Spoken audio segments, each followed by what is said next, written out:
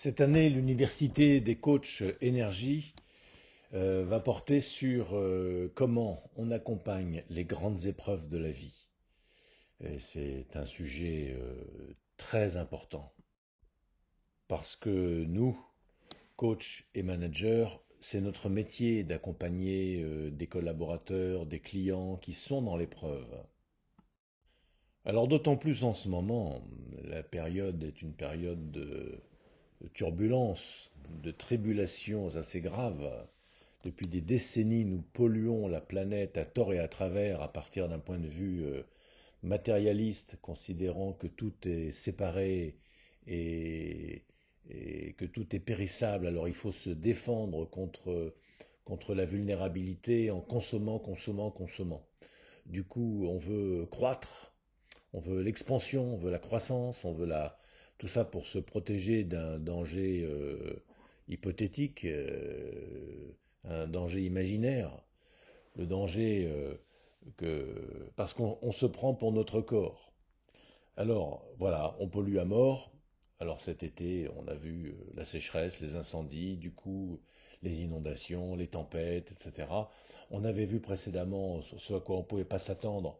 Enfin, si on n'était pas trop malin, on ne pouvait pas s'y attendre. Si on était un tout petit peu lucide, on se rendait bien compte qu'à force de jouer avec les allumettes, tôt ou tard, un virus allait sortir comment dire, soit du permafrost, comme ça va être le cas bientôt, paraît-il, soit tout simplement des laboratoires, comme ce fut le cas en Chine, et épidémie mondiale, avec une baisse de l'immunité générale du fait qu'on a des modes de vie qui sont fatigants, du fait qu'on pollue à mort, eh bien, l'oxygène se raréfie, les modes de vie ne sont pas stimulants, on est complètement contraint.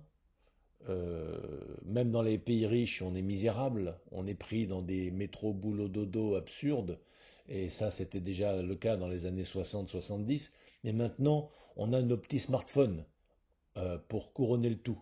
Donc on vit par l'intermédiaire de nos écrans. Comme on le sait, on a plein d'amis sur les réseaux sociaux, mais on n'a aucune relation véritable dans la vraie vie. Donc on marche complètement à côté de nos pompes. Et alors évidemment, là en ce moment, on commence à prendre à la mesure des conséquences de nos actes collectifs au travers des réponses du climat et puis de l'instabilité politique et des graves disparités sociales et des crises économiques, etc., etc. Je ne veux pas être, comment dire, prophète de malheur, mais il n'y a pas besoin de l'être, il suffit de regarder par la fenêtre. Et sans parler de la lucarne de la télévision, euh, on est dans une période de très grande tribulation.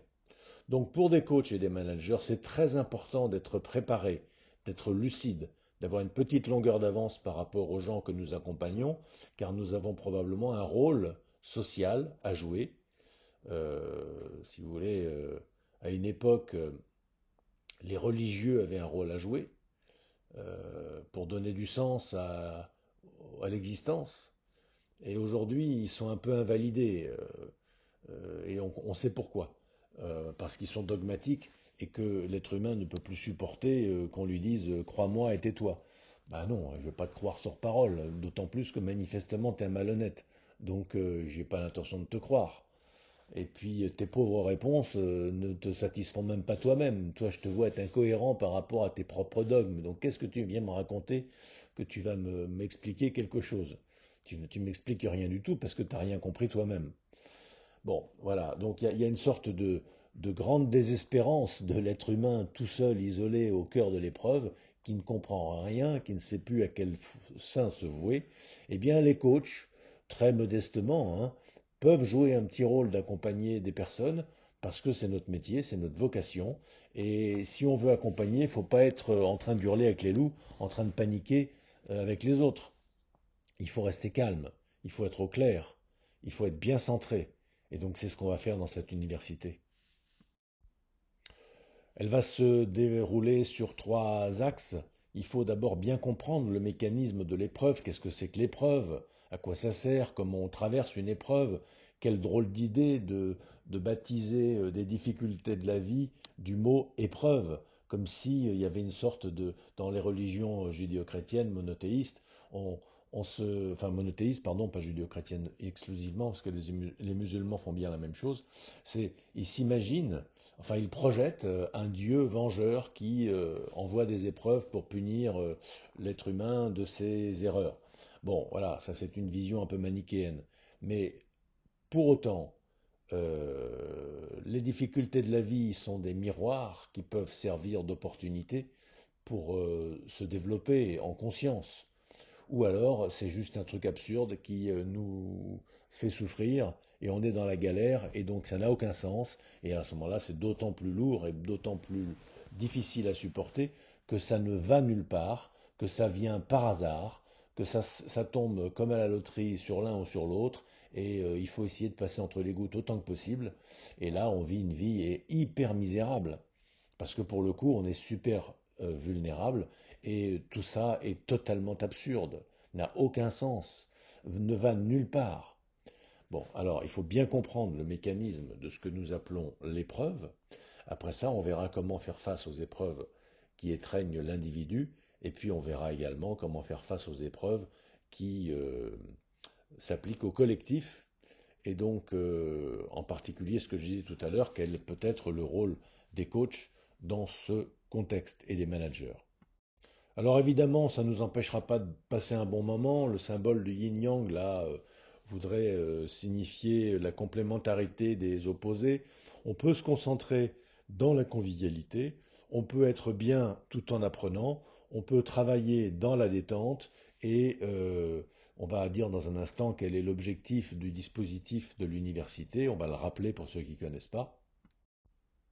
Chacune de nos universités de coach, dans lesquelles on invite également des managers à se joindre à nous, parce qu'on n'est pas raciste, on n'a pas besoin de se retrouver dans la petite secte des petits coachs étriqués. On est de plein pied dans la vraie vie avec des personnes qui sont au contact de l'opérationnel, exactement comme nous. Eh bien, les objectifs de chacune de ces universités, c'est d'abord de prendre du recul ensemble sur nos pratiques pour expérimenter, explorer un peu en mode R&D sur le fond de nos métiers, avoir une vraie réflexion partagée dans un contexte détendu, agréable, euh, et puis resserrer les liens humains entre nous.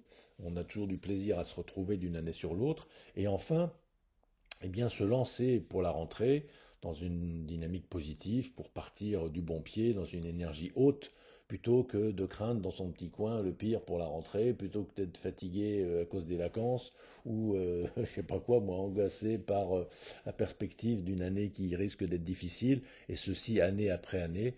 Tout ceci est toujours valable. Eh bien, il n'y a aucune raison de se faire peur, de se faire plaisir à se faire peur. On peut au contraire se faire plaisir à se faire plaisir, et on va voir les choses du bon côté, se programmer collectivement pour être en bonne posture vis-à-vis de nos clients, vis-à-vis du marché, vis-à-vis de la vie, pour bien jouer notre rôle et être complètement épanoui et rayonnant dans notre métier de cœur qu'est le coaching et le management.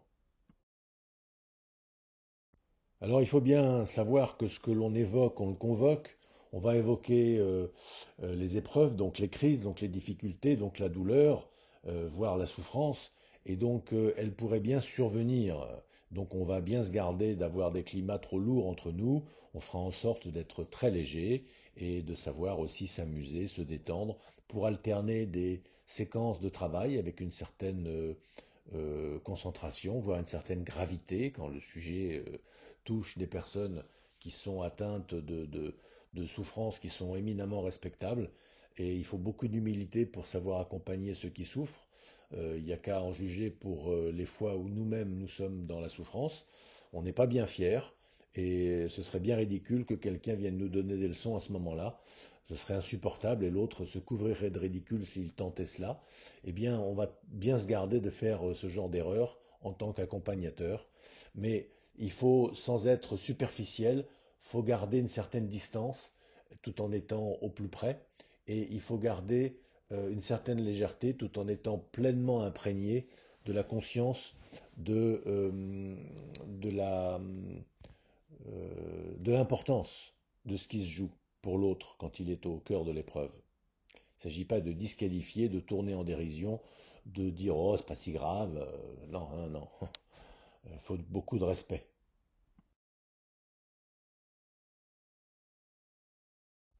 Voilà, donc bah, écoutez, nous sommes des coachs, nous sommes des animateurs professionnels, on est bien capable de veiller à l'équilibre de nos journées et de notre université. Donc, croyez-en nos expériences précédentes, on va bien s'amuser, même si le sujet peut être lourd parfois, on saura cultiver la légèreté qui va bien. En particulier, le corps est important. Nous aurons des séquences courtes mais puissantes qui nous permettront d'entrelarder en quelque sorte les séquences de coaching, les séquences de réflexion, les apports, etc., les séquences de recherche et développement, R&D, eh bien par des petits exercices. On est plusieurs parmi nous à être, comment dire, formés à des arts initiatiques traditionnels comme le qigong, le yoga ou autres. Et donc, on vous permettra d'expérimenter la respiration, la détente, l'enracinement, la méditation, etc., de façon à prendre un grand bain d'énergie positive au sein même de ce sujet qui est préoccupant, celui des épreuves, bien sûr. Alors, on ne peut pas démarrer un sujet comme celui-ci sans citer notre ami Marc Aurèle, qui aurait dit que la force me soit donnée de supporter ce qui ne peut être modifié et le courage de changer ce qui peut l'être, mais aussi la sagesse de distinguer l'un de l'autre. Bon, voilà, c'est des grandes citations hyper connues, mais bon, c'est vrai que c'est assez chouette. Le gars, lorsqu'il l'a dit la première fois, c'était pas mal. Maintenant, quand on l'a répété 100 000 fois derrière lui, on dit oui, bon, ben, on connaît. Mais bon, Marc Aurèle, c'est Marc Aurèle. Il y a pas à tortiller, ça reste un grand classique. Et oui, c'est vrai, il faut de la discrimination pour distinguer là où je peux agir de là où je peux pas. C'est comme cette vidéo que vous avez sans doute vue où on voit ce type, un gourou indien, qui dit vous avez un problème dans la vie? Alors les gens disent ah bah oui j'en ai des problèmes. Ok, tu peux y faire quelque chose? Alors bah, si tu peux y faire quelque chose, fais-le. Et donc t'as pas de problème. Maintenant tu peux pas y faire quelque chose? Bah alors fais rien. Mais t'as pas de problème non plus, ça te concerne pas, tu peux pas faire quelque chose. Voilà. Donc tu vois, t'as pas de problème en fait dans la vie. Et il a raison. Alors, c'est pas spécialement ce mec-là qui a inventé ça, hein. Et c'est pas lui qui a raison. Simplement, il se fait le porte-parole de cette petite blagounette, ou cette petite. C'est pas une blagounette d'ailleurs, c'est simplement une mise en perspective pour dédramatiser, pour relativiser. Est-ce que tu as une prise sur la situation? Bah alors, joue, pèse de tout ton poids, assume pleinement ta responsabilité et agis. Et puis, dans la mesure où à l'endroit où tu n'as pas de possibilité, bah écoute, passe ton chemin hein, et accepte. Et puis, si on doit t'amputer d'une main, d'un bras ou te crever les deux yeux, bah tu peux rien y faire. Tu vas pas t'inventer un problème supplémentaire. C'est déjà assez douloureux comme ça. Fais ce que tu as subis ce que tu as à subir. Et puis, et voilà, ne te raconte pas une histoire d'horreur par-dessus le marché. Voilà, c'est un peu ce que nous dit Marc Aurèle et il a bien raison. Et c'est ce sur quoi on va travailler tout particulièrement pendant cette université des coachs énergie de septembre 2022. Alors ici, on ne va pas faire l'université par un diaporama par avance, hein, c'est simplement un teasing pour vous inviter peut-être à nous rejoindre une autre année. Cette année, c'est un peu tard. Encore que si quelqu'un avait un immense regret, il y aurait peut-être moyen s'organiser au dernier moment. Mais bon, c'est quand même la semaine prochaine, hein. Donc il faut prendre des billets de train, réserver l'hébergement, etc. Et pareil, est compliqué. Mais voilà, qu'est-ce que c'est qu'une épreuve? Ben, une épreuve, comme son nom l'indique, c'est ce qui donne la preuve de la valeur. Un peu comme une précipitation dans un laboratoire chimique, dans une éprouvette, on a la preuve que il y a bien telle substance parce que le révélateur en fait apparaître la couleur. Alors, quel est l'enjeu des grandes épreuves de la vie? On verra également, et je vais m'arrêter là, euh, dans un instant, qu'il y a des grandes catégories d'épreuves, par le corps, par l'âme, par l'esprit. On verra qu'il y a des vrais problèmes et des faux problèmes. On verra quelles sont les stratégies pour traverser des épreuves. On verra qu'il y a des protocoles pour ça. Il y a des méthodes, il y a des gens qui ont réfléchi, des gens intelligents, qui ont réfléchi avant nous, dont on peut s'inspirer pour parvenir à traverser plus élégamment, moins inconfortablement, avec plus de sécurité, en évitant de perdre de temps. Je ne sais pas si on peut en gagner, mais en tout cas on peut éviter d'en perdre. Euh, L'épreuve est simplement un miroir. La vie, c'est un miroir qui permet de se voir, de prendre conscience, de se connaître. La vie est une exploration, c'est un apprentissage. La conscience se mire au miroir d'elle-même, en quelque sorte, pour encore mieux être consciente d'elle-même. Alors on se raconte qu'on est un individu prolongé par un corps, etc. Pourquoi pas, mais cette interprétation par le mental des situations du réel, c'est inéluctable, c'est propre à l'expérience de l'incarnation de la dualité. C'est pas un choix, c'est une évidence qui s'impose de par la culture, de par le langage, de par la structuration de la pensée, mais on n'est pas obligé d'être complètement pieds et mains liés par rapport aux croyances que véhicule l'inconscient collectif. On peut aussi prendre conscience de nos filtres et puis s'émanciper de leur emprise au point de se rendre compte que finalement, ce que je vois dans le miroir est partiellement déformé parce que le miroir est déformant, comme le montre cette image. Voilà, on peut choisir de donner un sens aux situations difficiles en considérant que ces difficultés nous construisent et elles nous donnent véritablement l'opportunité de nous dépasser dans le challenge de repousser nos limites. Et ça, c'est stimulant, c'est gratifiant, et ça donne profondément du sens. Sinon, si les emmerdements vous tombent sur la tête les uns derrière les autres, comme une pluie, et que vous n'y pouvez rien, eh bien vous ne pouvez que supporter, subir, et puis vous affaisser progressivement jusqu'à vous effondrer complètement un beau jour, quand vous n'en pouvez plus. Voilà. Alors comme je le disais, mais on va s'arrêter là, il y a deux sortes d'épreuves. Il y a les épreuves par le plus, les épreuves par le moins. Il y a trois catégories d'épreuves. Comme le disait le comte Karl Fried Graf Durkheim, eh bien, il y a la peur de disparaître, il y a la tristesse de se sentir abandonné, et puis il y a la colère face à l'absurde. Eh bien, ça donne trois types d'épreuves dans la vie et trois types de risques face à ces épreuves. On verra tout ça. Et puis, ça donne également trois stratégies pour faire face à cette peur, à cette tristesse et à cette colère. Nous verrons aussi qu'il y a des faux problèmes, des problèmes que l'on s'invente. Il y a les vrais problèmes euh, que la vie a créés au-delà de nous. Par exemple, les instincts. L'instinct de survie est un vrai problème. Il faut faire face au danger. Quand vous êtes dans la jungle, vous rencontrez un tigre, eh bien c'est un vrai problème. Ce n'est pas une invention, c'est un fantasme de votre part. Il faut bien fuir. Puis ensuite, il faut bien se défendre. Et puis, si vous avez perdu le combat, eh ben, il faut bien faire le deuil de ce que vous y avez perdu. Voilà, ça c'est des vrais problèmes auxquels il faut faire face. Il n'y a pas à tortiller, on ne peut pas dire oh mais c'est pas grave, je prends du recul. Oui, oui, vous pouvez prendre du recul autant que vous voulez, mais en même temps, il faut agir, il faut se concentrer, il faut résoudre le problème. Il n'y a pas à tortiller avec ça. Les gens qui vous racontent autre chose n'ont pas compris ce que c'est que le lâcher-prise. Le lâcher-prise ne se peut que dans la concentration sur l'action face au vrai problème. Il faut lâcher prise à deux endroits. Il y a le lâcher prise sur les faux problèmes, c'est-à-dire les inventions que l'on invente par-dessus le vrai problème. Ça, il faut arrêter, il faut débrancher la machine.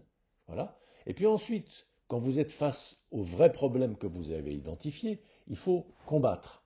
Et dans le combat, il faut lâcher prise sur le résultat. Parce que le résultat ne nous appartient pas. À la limite, le résultat est un imaginaire, puisque le résultat c'est dans l'instant d'après, et l'instant d'après n'existe pas dans l'instant présent. Il n'y a que l'instant présent. Dans l'instant du combat, il n'y a que le combat. Dans l'instant de l'action, il n'y a que l'action. Le résultat de l'action, ça n'existe pas au moment de l'action. Donc il ne faut pas perdre d'énergie à fantasmer à propos du résultat, à anticiper l'échec ou à anticiper la réussite d'une manière émotionnelle. Par contre, évidemment, il faut anticiper, planifier, mais ça c'est opérationnel si vous laissez de l'action. Cette anticipation, cette planification, cette gestion, etc., ça fait partie de l'action. Je parle d'une anticipation névrotique, d'une anticipation émotionnelle, d'une invention du mental qui se dit ouïe aïe aïe, qu'est-ce qui va m'arriver, ou qui se pourlèche les babines par avance de la grande satisfaction qu'il aura quand il sera promu président. Bon, ben, tout ça est ridicule, tout ça n'existe pas. Et tout ça fait perdre de l'énergie au détriment de l'efficacité de l'action. Voilà, c'est ce que dit ce schéma hein, de l'iceberg. Vous avez une partie immergée qui est beaucoup plus importante que la partie émergente. Et la partie émergente, c'est les élucubrations mentales qui masquent la vérité des instincts auxquels il faut prêter attention, conférer tout le soin nécessaire. Les vrais problèmes sont les problèmes, on va dire, du corps symboliquement. C'est les problèmes de l'action, c'est les problèmes du réel. Les faux problèmes sont les inventions que l'être humain projette de toutes pièces en disant oh là là, qu'est-ce qui va m'arriver si jamais j'ai une panne d'électricité mais il t'arrivera rien du tout. Puis en plus de ça, tu n'y es pas. Pour l'instant, t'as faim, t'as soif, t'es fatigué. Bon bah tu te reposes. Voilà. Et puis après, bah, tu verras plus clair et tu arrêteras de t'inquiéter pour demain. Pas la peine de s'inquiéter. Par contre, si tu dois planifier pour demain un truc intelligent dès aujourd'hui, fais-le, mais sans angoisse et sans fébrilité. Parce que la fébrilité va te faire tomber le truc que tu tiens et va te faire être maladroit. Donc ne sois pas fébrile, sois bien enraciné, le cœur détendu, l'esprit clair et bien concentré dans ce que tu as à faire. Ce genre d'émotions et d'élucubration mentale accompagnées d'émotions névrotiques sont très mauvaises. Elles n'ont aucun sens, elles n'ont aucune vérité, elles n'ont aucune légitimité. C'est purement de l'invention gratuite.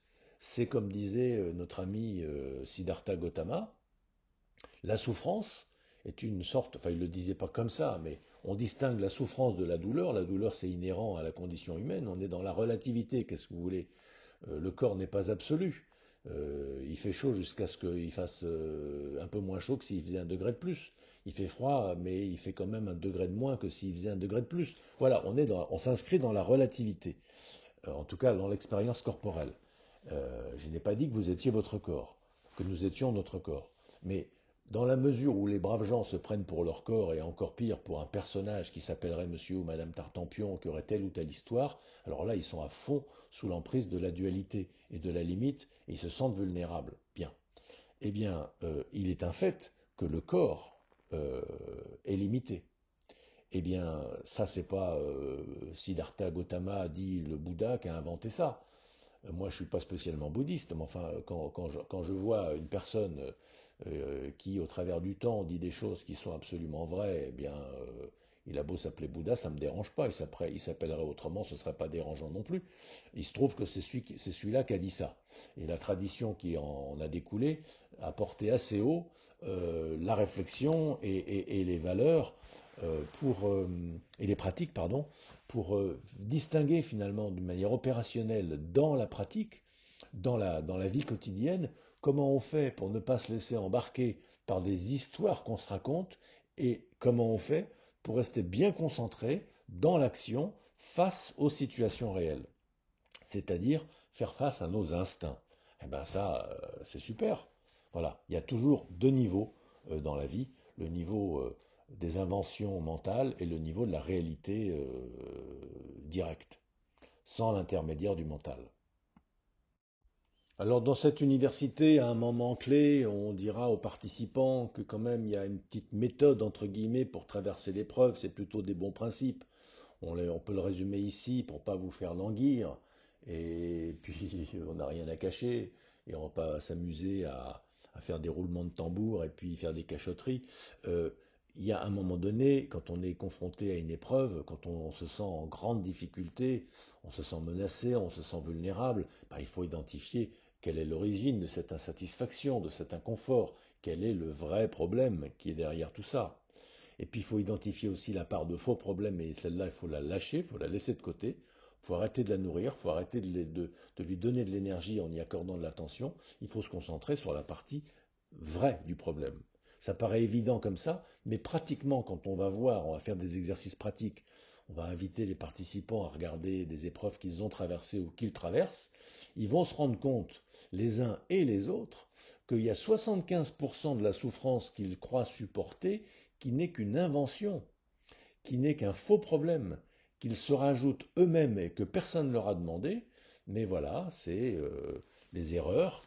Et donc, si déjà on pouvait se soulager de 75% d'un problème, s'il y avait une petite pilule dans le commerce qu'on puisse acheter et qui, quand vous avez un problème, vous libère de 75% de l'emprise ou du poids du problème, elle vaudrait une fortune. Et on ferait des économies toute l'année pour s'en acheter le quart d'une pilule. Eh bien, cette pilule, elle existe et elle est gratuite. Ça consiste à repérer que dans un problème, il y a 75% de fumée et qu'il faut lâcher. Alors évidemment, c'est pas facile parce qu'il y a le mécanisme de l'ego qui a des croyances et qui s'imagine que, etc., etc. Donc, c'est tout le travail. Si, si le problème n'était pas un problème, il y aurait pas. Enfin, si, voilà, si c'était facile, ce ne serait pas un problème. C'est bien parce que c'est difficile, et pourtant c'est simple, mais c'est bien parce que c'est difficile et qu'il y a de la résistance que les problèmes sont aussi lourds, parce qu'ils ont 75% de parts qui relèvent de faux problèmes. Alors évidemment, ils sont super lourds. Sinon, comme dit Eric Barré dans une conférence que je trouve excellente, Eric Barré, c'est un prof de yoga du tantrisme du Cachemire et qui porte très, très haut, je trouve, un discours provocateur et très malicieux sur la non-dualité. Et ce brave type dit, parce qu'il a une expérience dans les arts martiaux et dans la boxe notamment, dans la boxe, ce qui fait le plus mal, c'est pas les coups, c'est la résistance aux coups. Il pourrait très bien ajouter, c'est l'histoire qu'on se raconte à propos de la douleur. La souffrance, c'est l'histoire qu'on se raconte à propos de la douleur. Si on ne résiste pas et si on ne se raconte pas une histoire, eh bien, c'est à peine douloureux. Un boxeur, ça boxe, donc ça donne et ça prend des coups, c'est tout. Il n'y a pas à se faire peur avec des trucs. Si vous voulez pas prendre des coups ou si vous voulez pas en donner, faites pas de boxe. Si vous voulez pas toucher, vous voulez pas que vos mains soient mouillées, faites pas la cuisine. Parce que quand on fait la cuisine, il faut faire la vaisselle. Et donc on se mouille les mains. Vous voyez, ces choses comme ça. Voilà. Mais à partir de là, il y a des destins dans la vie, il y a des gens qui ont des vocations, il y en a donc qui sont des policiers, d'autres des justiciers, d'autres des guerriers, etc. Ben, ceux-là, il faut qu'ils donnent et qu'ils prennent des coups. Mais s'ils s'inventent une histoire de aïe aïe aïe, yo yo yo, qu'est-ce que je vais, oh là là, pourquoi moi, c'est très dur et je souffre, ah là là, comme c'est injuste, eh bien ils souffrent 10 fois plus qu'ils ne pourraient. S'ils arrêtent de se raconter cette histoire-là, ils vont prendre des coups, bien sûr, mais dans l'action, c'est pas si douloureux que ça, les coups. Tous ceux qui ont fait des arts martiaux le savent. On prend des coups, on prend des coups. On en donne, on en donne. Voilà, pas avoir à se raconter. Ça ne veut pas dire qu'il faut être sans conscience. Ça veut dire qu'il faut arrêter de se raconter des fantasmes. Voilà. Et puis, quand on prend un coup et qu'on veut physiquement résister au coup, l'impact du coup est démultiplié par la résistance qu'on y accorde, oppose. Si en revanche on accompagne, on amortit le coup, évidemment, il est beaucoup moins fort. Voilà. Donc pour ces deux raisons-là, le premier aspect de la méthode, c'est d'identifier la part de vrais problèmes qu'il faut traiter avec concentration, comme si votre vie en dépendait, et lâcher la partie de faux problèmes parce que ça n'a aucune espèce de authenticité. Alors ensuite, il faut faire de l'épreuve une opportunité en acceptant l'occurrence. Oui, il y a épreuve. Oui, j'ai perdu ceci. Oui, il y a cela. Et oui, c'est contraignant. C'est pas la peine de se raconter que c'est pas vrai ou espérer que ça disparaisse. Non, c'est pas le cas. Il faut repérer ce qu'il y a à comprendre, se concentrer sur l'essentiel qu'il y a à faire, et puis lâcher prise sur le résultat, on l'a déjà dit. Alors, ça paraît tout simple, mais chacune de ces étapes est un vrai travail sur soi, c'est un vrai travail de réflexion, un vrai travail de discrimination, c'est beaucoup plus compliqué qu'il n'y paraît. Voilà. Mais encore faut-il avoir une petite méthode quand même, sinon on va nulle part et on n'y arrive pas, et on est submergé. Alors j'aimerais, à titre d'exemple, dire que accepter l'épreuve, c'est facile, apparemment, enfin non, c'est très difficile d'accepter l'inacceptable, mais des fois ça paraît facile, on dit oh bah d'accord, j'ai compris. Plus je refuse, plus ça va durer. Donc le mieux c'est d'accepter, donc j'accepte. Oui, mais ça vient d'un raisonnement stratégique, on accepte par tactique. Alors en fait on n'accepte pas vraiment, et du coup on dit ben, j'ai beau accepter, l'épreuve ne se retire pas, l'épreuve n'est pas plus légère.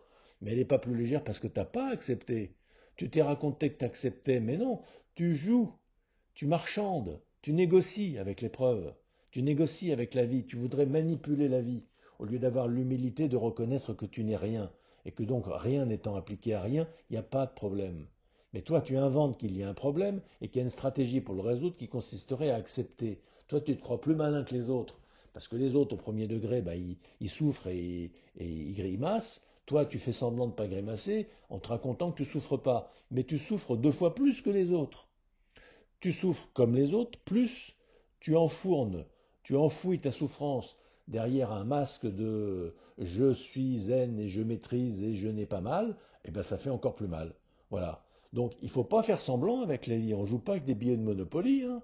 C'est avec du vrai sang, avec des vraies sueurs, avec des vraies peurs, avec des vraies douleurs. C'est des vrais deuils dont on parle. C'est des vrais cancers dont on parle. C'est des vrais licenciements, c'est des vraies inondations, des vrais incendies criminels, c'est des vraies tortures, c'est du vrai trafic d'organes dont on parle dans la vie. C'est pas un film à la télé, hein. C'est pas une série télévisée qui vous raconte les malheurs de la petite famille, quelle qu'elle soit. C'est la vraie vie qui vous étreint jusqu'à ce que vous hurliez de douleur. Et puis à un moment donné, vous arrêtez de hurler parce que vous comprenez et vous acceptez pour de vrai et vous faites plus semblant. Alors effectivement, voyez, on a vite fait de se raconter des histoires. On a vite fait, le mental humain est très astucieux, il est très malin. Et, et en fait, croyant échapper à la souffrance, il s'y enfonce davantage. Donc on sera attentif à tout ça et on regardera précisément, en bon coach et manager que nous sommes, en chirurgien du fonctionnement psychologique, on va démasquer tout ça. On va s'intéresser de très près à tout ça. Voilà, vous l'aurez compris, l'enjeu de l'épreuve, c'est sans doute de grandir, mais le risque de l'épreuve, c'est de se trouver complètement écrasé par l'épreuve. Donc il y a quelque chose à faire et non pas subir le truc. Il y a des épreuves lourdes qui sont vécues dans l'inconscience, dans lesquelles on en sort gravement abîmé, on est écrabouillé par des choses terribles qui nous arrivent alors qu'on n'est pas préparé à les supporter. On n'a pas le niveau de conscience pour leur donner du sens. Et du coup, ça nous abîme en profondeur et il faut des années pour s'en relever. Bon, c'est ce qui arrive quand il y a des malveillances envers l'enfance, par exemple. Euh, et il se trouve que nous ne sommes pas en enfance et que nous sommes dans un contexte où justement on est là pour apprendre, pour se conscientiser, pour s'individualiser, car il faut reconnaître qu'il y a des épreuves qui étreignent le collectif, mais de toute façon, les épreuves du collectif, elles sont vécues individuellement. Voilà, à un moment donné, on est tout seul, on meurt tout seul, et on est toujours tout nu sous nos vêtements. Vous êtes seul à souffrir, même si vous êtes entouré de gens qui sont pleins de compassion envers vous. Quand vous mourrez, vous serez seul à vivre l'expérience de ce passage. Voilà, c'est pas grave pour autant, mais il faut voir les choses en face. Les expériences, les troubles collectifs, tout ça, ça nous fait peur à nous individuellement. Donc les peurs issues des épreuves collectives, elles se résolvent individuellement d'abord. C'est la haute Tseu qui disait si vous voulez gouverner un pays, il faut apprendre à gouverner une région. Si vous voulez gouverner une région, il faut apprendre à gouverner votre famille. Si vous voulez gouverner votre famille, il faut déjà vous gouverner vous-même. Voilà, si on veut avoir une action d'accompagnement de nos collègues, de nos clients, voire une action écologique ou je ne sais pas trop quoi, militante quelconque, pour réduire l'entropie du monde et favoriser l'émergence d'un ordre qui soit plus harmonieux, etc., dans la petite société dans laquelle on, on s'agite, eh bien, il faut commencer par travailler sur soi-même pour y voir clair, et c'est ce qu'on fait dans nos universités. Voilà, les amis. Donc, si vous êtes intéressé par le ton, par l'état d'esprit, par les perspectives, par les méthodes que l'on propose, eh bien, renseignez-vous auprès de nous. Il y a tout lieu d'être bien accueilli. Chaque année, il y a des aficionados qui sont les élèves de notre école de coaching, les collègues avec qui nous travaillons, etc., qui nous rejoignent à l'université. Bien sûr, c'est payant le transport, c'est payant l'hébergement, puis c'est payant la prestation. C'est pas payant très très cher, mais c'est payant quand même. C'est un séminaire professionnel où vous allez travailler, vous allez apprendre, vous allez vous construire, vous allez repartir en énergie super en forme, vous allez passer des bons moments, vous allez bien dormir, bien manger, bien respirer et bien vous amuser. Et ben voilà, c'est pas que de l'entertainment, mais il y en a une partie, et donc c'est payant parce qu'il faut bien qu'on gagne notre vie. Si on n'avait pas besoin de gagner notre vie, on vous offrirait tout ça bien volontiers, parce que bah, l'argent, c'est pas très intéressant. Enfin, il en faut pour vivre et pour payer notre loyer, donc on va vous en demander un peu. Mais si ça vous intéresse donc un jour de participer à des choses comme on en fait, renseignez-vous. Il y a un club de coach énergie qui réunit le genre de gens qui sont intéressés par ces choses-là. Et l'université est ouverte à des nouvelles personnes qui nous rejoignent à l'occasion de l'université et qui s'arrêtent là, et d'autres qui, ayant goûté à l'université, rejoignent le club, et d'autres qui, ayant goûté à l'université, se font former chez nous parce qu'ils trouvent ça une bonne ambiance, une bonne pédagogie, une bonne perspective, de bons apports, etc. Puis d'autres qui, nous connaissant, trouvent que finalement ils seront mieux ailleurs, et on est très heureux de voir qu'ils ne perdent pas leur temps avec nous, alors qu'il y a de meilleurs formateurs et de meilleurs coachs pour eux quelque part ailleurs dans l'univers. Voilà, soyez heureux les amis, et si vous avez envie de nous rejoindre, ben, vous serez les bienvenus. Voilà.